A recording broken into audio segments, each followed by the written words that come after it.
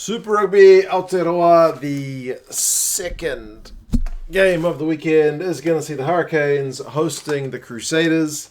I still haven't updated this bleeding Crusaders logo. I keep meaning to. I even said to my missus, because she's often the one who helps me out with them. She doesn't do them all. We have specific tasks which go into making these magnets. And yeah, she said, there's no ink in the printer, right? Because we need new cartridges. So it's going to have to be the old night for another week until I can get that new logo up. God, I've been talking about that for about 6 months now. It'll happen one of these days. The Hurricanes are none from one. They lost to the Blues last weekend away from home. And at times they looked a bit lackluster, especially in that second half. Their attack was slightly lacking. So you feel like that game under the belt is definitely going to have done them good. And they should be a better team for shaking a bit of that rust off. I'm not saying they were bad, just at times the Blues were able to keep them quiet, which is something traditionally the Hurricanes have been good at sparking that attack. It didn't really seem to click 100% last week. The Crusaders, who knows where they're at?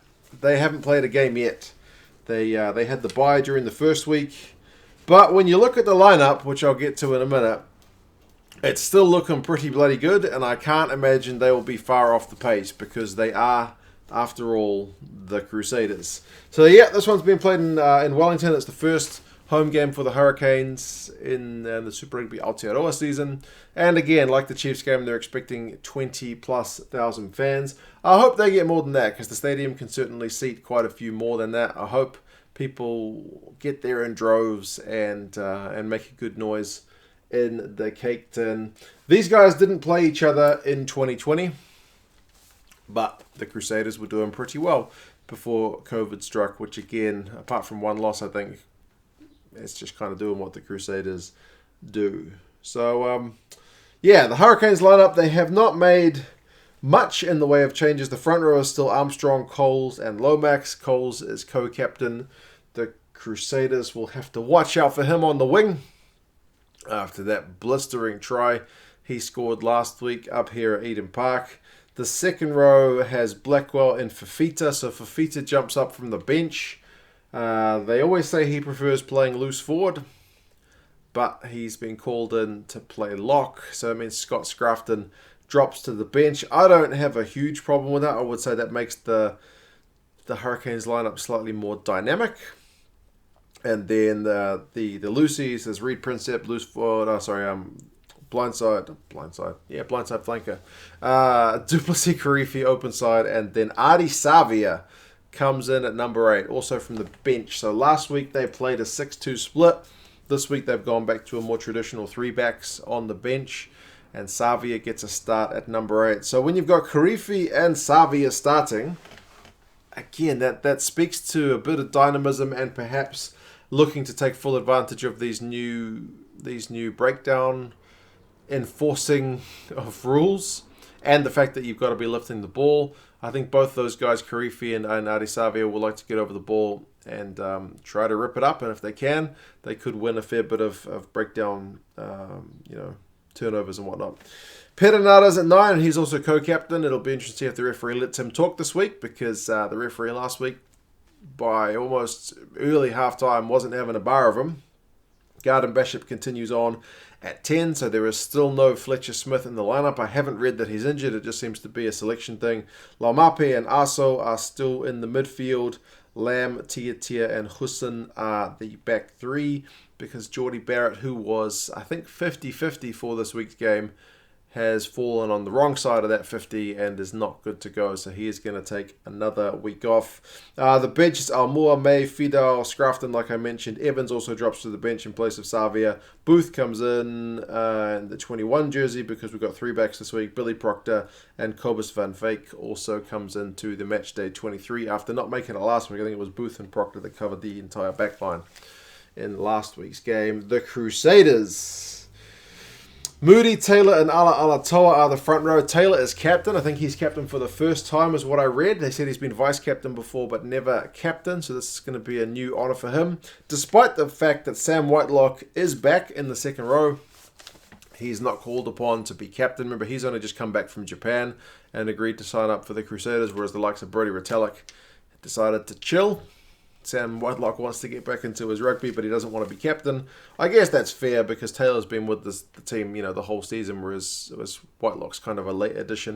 Mitch Dunshea is partnering Whitelock in the locking duo. Cullen Grace, Fetu Douglas, and Billy Harmon make out the back row, and expect to see plenty of tackling from those Crusaders boys because that's what they were doing pre-COVID, and I expect to see more of the same. Hall and Mo'unga is 9 and 10. Kind of to be expected. It means you got Drummond on the bench, but Drummond and Hall, they kind of swap 50-50. It doesn't really seem to matter who plays. They seem to get similar results out of both of them. Goodhue and Enor is the midfield, and that's going to be, I think, my favourite clash of this game is watching Goodhue and Enor go up against Laumape and Aso. That could be real dynamite. We'll see. George Bridge, Sevu Reece are the wings with Will Jordan at fullback. So equally, I mean, you got to love the forward play as well, but the backs on both these teams are pretty bloody exciting. So that should be a bit of fun. Brodie McAllister, George Bauer, Ollie Jaeger, reserve front rowers. Luke Romano's there. Ethan Blackhead is back. I believe he's back after a pretty long injury layoff, so good to see him there. I mentioned Drummond. Likewise, David Harvey is back. He had to have an operation on his bowel or something to remove some infection. So he's back, which is good to see. I think he's, from what I read, been taking kind of limited contact. So this will be his first kind of big run back in. And Whanganuku is there in the 23 jersey. They are also missing their Barrett, this one being Scott. So in what should be a battle of the Barretts, there is no Barrett playing. The only Barrett playing this weekend is Bowden for the Blues. So yeah, he's got a foot injury and he is not right. I think he injured it in last week's practice game that they had in the Crusaders camp. So yeah, it should be an interesting one to watch between these two teams. Like I mentioned, the Hurricanes did lose last week, and it's only a 10-week competition, and you only get 8 games. So they definitely need to hold at home, and the pressure is going to be on them to get a result. They will be hoping that the Crusaders are a bit rusty. I can't see Scott Robertson's side coming in rusty. I don't know what it is about that guy, but he seems to have his finger on the pulse and able to get the best out of his players. And I read that they've got a pretty good record over the Hurricanes recently. I think it was their 5 in a row. So yeah, expect them to come to Wellington kind of all guns blazing, and the Hurricanes will be doing well. But as I said, you never know because it's been such a long time since we've seen the Crusaders play. The bookies are favouring the Crusaders, which is kind of not surprising. It's generally not a good idea to bet against the Crusaders, but that being said, they are 6-point favourites to get the job done. But I always compare the bookies odds to Rugby Forecast's prediction algorithm. That one is going against the Crusaders, but only just. That's got the Hurricanes by 1 measly point, but still by 1 point indeed. So it's split as to whether it'll be the Crusaders or the Hurricanes in terms of both of those methods of prediction. If you want to get your predictions in, I know we're already 1 round in, but I've got a Super Brew pool going. That one's free to sign up. If you think you know who's going to get the results, chuck your predictions into Super Brew, and we'll see who comes out on top at the end of the season. I got 1 right and 1 wrong last week. Pleasantly, the one I got right was the old Blues, so not complaining about that one moment. So yeah, it should be good fun. Let me know where you guys are going to watch it at home. If you're going to the game, if you're in Wellington, I would suggest definitely get tickets, man. I got along to the Blues game last week, and it was phenomenal to see such a big crowd for a Super Rugby game. I would recommend getting out to the game if you guys are in Wellington or if you're near Wellington. Like I'm going to Hamilton for Saturday's game because it's not too far. So if you fancy a wee drive, get along to Hamilton and grab some tickets, get along to the game. Otherwise, go to the pub, get it at home. If you haven't got Sky in New Zealand or Supersport in South Africa or KO is actually pretty reasonably priced. But Sky Sport in the UK, you can use ESPN Plus if you've got a VPN. I'll get onto that in a second. But yeah, you guys let me know who you think's going to win. And if you don't know how to watch the game, stick around to show you how to get it done. Cheers, guys. Talk to you again soon. Bye.